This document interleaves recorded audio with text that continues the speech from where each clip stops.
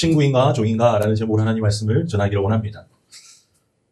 우리에게 있어서 친구의 정의는 어떠합니까? 여기 말씀을 통해서 보면요. 15절 마지막 부분에 내가 아버지께 들은 것을 다 너희에게 알게 하였다. 내가 알고 있는 것을, 내가 비밀로 생각하는 것을 전하는 자가 친구입니다. 네, 그래서 나의 속 얘기를 하지 않으면 친구가 되지 않습니다. 여러분의 친구는 누구입니까? 네. 두 분은 친구 맞습니까? 속 얘기를 하십니까? 저희 두 분은 하실 것 같고요. 저희 둘이는 하나요? 네, 친구 맞습니다. 두 분은 친구 맞습니다. 속 얘기가 오고 가야 된다 이 말이죠. 속 얘기를 주는 사이, 관계, 친구입니다. 친구. 그래서 하나님께서 드디어 요한복음 15장에 그 하나님과 우리와의 관계를 친구로 정립하십니다. 속 얘기를 주고받는 자. 신학의 완성일 수 있습니다. 신학의 완성일 수 있습니다.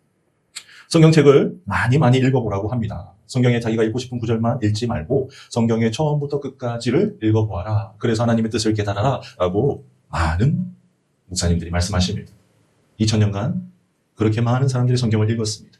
근데 읽히지 않는 부분도 있고요. 잘 읽히는 부분도 있습니다. 왜 그렇게 말할까요? 바로 이걸 위해서입니다. 이걸 위해서. 우리가 하나님의 한 부분만을 알게 되면은 친구가 될 수 없습니다. 하나님의 한 가지 모습만을 우리가 하나님으로 생각한다면 그분은 잘못 알고 있는 것입니다. 하나님께서는요, 결국 성경의 66권의 모습을 통해서 각 성경책마다 보여주시는 하나님의 사역의 모습, 하나님의 대표되는 모습이 다 다르거든요. 66권마다. 그 말씀을 다 읽어보면 하나님이 이런 분이구나. 결국 하나님께서는 속 얘기를 주고받을 수 있는 친구가 누가요? 우리가 되기를 원하셨구나 라는 사실을 알게 되죠. 알게 돼요. 그래서 우리는요, 성경의 전체를 읽어볼 필요가 있습니다. 근데 이게 쉽지 않더라고요. 한국 사람들은 특별히 쉽지 않습니다. 왜냐하면 속 얘기를요, 가까운 사람에게도 잘 하지 않거든요. 그래서 여기가 약간 장벽이 끼어 있습니다. 습관이 잘 되지 않았기 때문에 쉽지가 않더라고요. 그래서 저는 외국 사람들이 특별히 이 부분에 있어서 하나님과 예수님과 친밀함에 있어서 굉장히 특혜받은 사람이다라고 예전에 생각했었어요. 이 말을 하는 의미는 지금은 그 생각이 아니다라는 것을 담고 있겠죠. 그래서 제가 외국을 많이 다녀봤습니다. 외국에요. 스페인, 이태리, 유럽 사람들도 마찬가지입니다. 가족들이 모여가지고 서로 대화를 나누는 모습들을 보면요. 저의 원가족이 생각나면서 굉장히 저는 내가 정말 올바른 가정에 있지 않았구나라는 생각이 들 정도로 너무나 친밀하게 처음에는 이태리어 스페인어를 모르기 때문에 그들이 어떤 말을 주고받는지는 알 수 없지만 기차에 타고 있는 3시간 동안 엄마와 아들이, 엄마와 딸이, 엄마와 아빠가, 아빠와 자녀들이 쉬지 않고 얘기를 하는 거예요. 타면서부터 한 3시간 기차를 탔거든요. 내릴 때까지 얘기가 쉬지가 않는 거예요. 그래서 한국은 다 잘못됐어, 가족들이. 네. 모르니까 그런 생각을 했어요. 그리고 도대체 저들은 어떤 대화를 나눕니까? 제가 옆에 있는 분한테 한번 물어봤어요. 밥 먹은 얘기 하던데요? 밥 먹은 얘기를 3시간 하는 거예요. 무슨 반찬이 어떻고 뭘 어떻게 했고 이런 얘기를 그렇게 합니다. 제가 너무 큰 충격받았어요. 그리고 성경을 보니까요, 친구가 되길 원하는 하나님, 그 스페인 사람들이 하나님의 모습을 알면, 예수님의 모습을 알면 얼마나 주님과 더 가까워질까라고 생각했거든요. 와장창 깨어졌습니다. 왜냐? 스페인뿐만이 아니라 남북 유럽 모든 국가들요, 가톨릭이 뭡니까? 이 성경책을 보는 기독교 국가였습니다. 보고 있고, 지금도 가톨릭 국가, 지금도 기독교가 많이 전파되는데 그들이 하나님과 친밀합니까? 이 질문에 있어서요, 예스라고 대답할 사람 아무도 없습니다. 신기하죠? 친밀함에 대한 본질을 잘 알고 있는데 하나님과는 친밀해지지 않는 거예요. 그러면 반대로 대한민국 사람들 가족끼리는 잘 친밀하지 못하고 친구의 관계가 이론적으로만 하는데 마음으로 주고받는 게 쉽지 않은 분들, 하나님과 친밀해질 수 있습니다. 내가 얼마나 정을 쏟고 마음을 내려놓고 주님과 함께 친밀해지려고 하는 노력이 친해지는 비결이라는 거예요. 하나님께서는 열려 있습니다.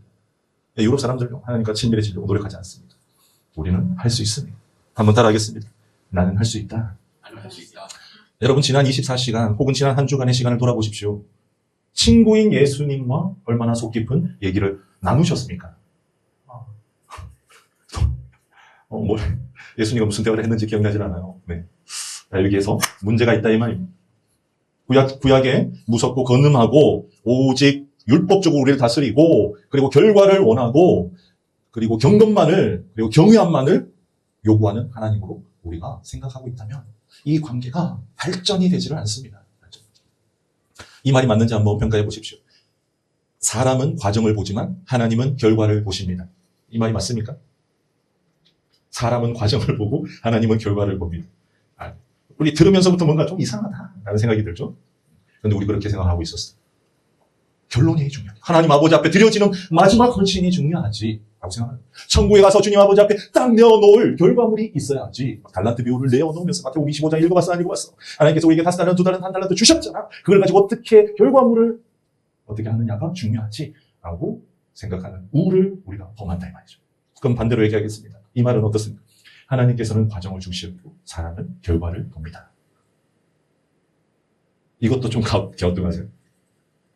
이 말이에요. 정답입니다. 사람은 결과를 봅니다. 과정을 보질 않습니다.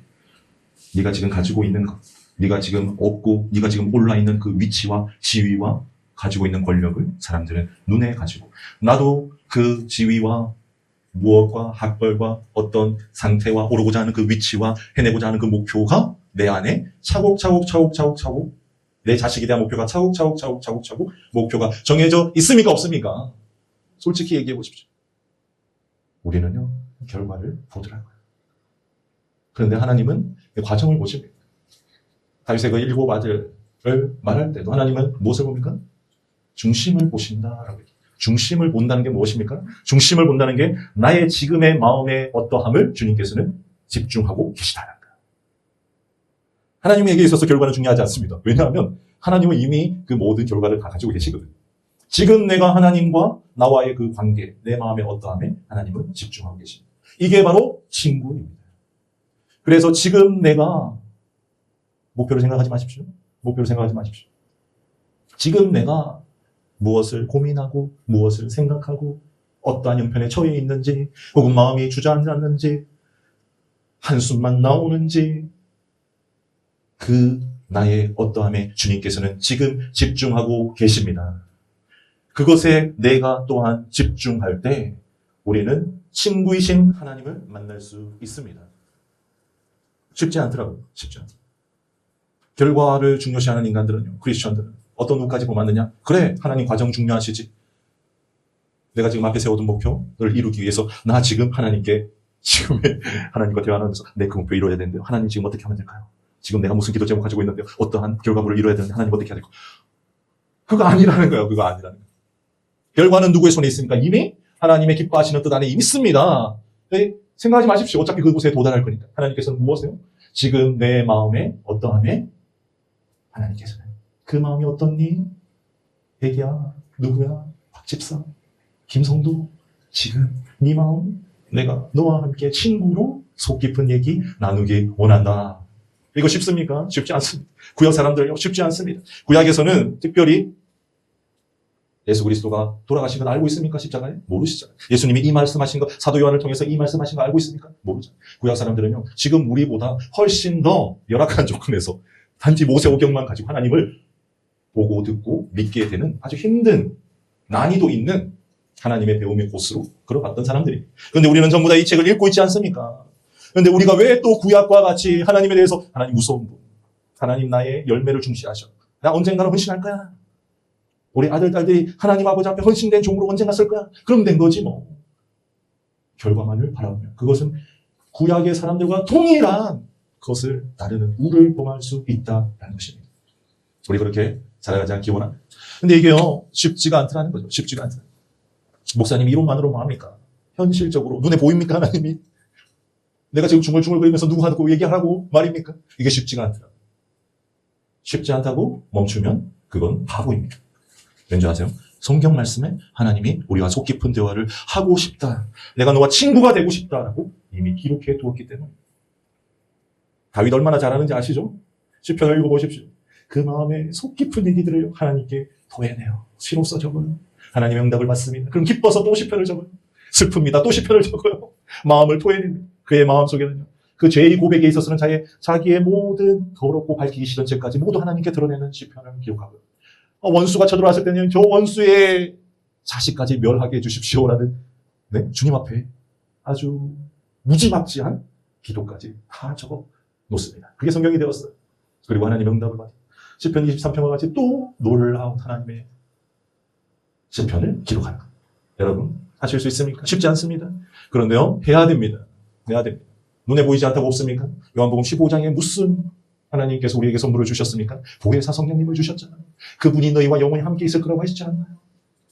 그 안에서 우리가 친구이신 예수님을 만나야 됩니다. 속 깊은 대화를 나누는 그 하나님 예수님을 우리가 지금부터 연습해야 됩니다. 연습해야 됩니다. 나의 감정에 쓴 뿌리를 하나님께 내려놓고 나누고 그냥 뱉어버리는 것은 기도가 아닌 거 아시죠? 영적인 대화가 기도잖아요. 여기에 대해서 하나님은 어떤 말씀하시는지, 친구이신 예수님은 이 주저앉은 이 마음에, 답답한 이 마음에 어떠한 말씀하시는지 듣는 게 대화잖아요. 그게 처음은 쉽지 않지만 어떻게요? 굴러가야 되는 거예요. 그러면 우리가 가장 높은 사도 요한의 신학을 우리가 이루게 되는 겁니다. 사도 요한의 가장 높은 신학이 무슨 신학이죠? 사랑의 신학입니다. 여러분 아십니까? 사도 요한만 하나님은 사랑이시다라는 것을 깨닫고 기록했다는 걸 아세요? 사도 요한이 없었다면 우리는 성경 64권을 통해서요, 하나님은 사랑이시다라는 걸 모르고 지난 천국에 갈 뻔했다니까요. 하나님은 사랑이시다. 지금 누가 모릅니까? 근데 그것이 사도 요한을 통해서 우리에게 전해져 하나님에 대한 신비라는 것을 우리가 알아요.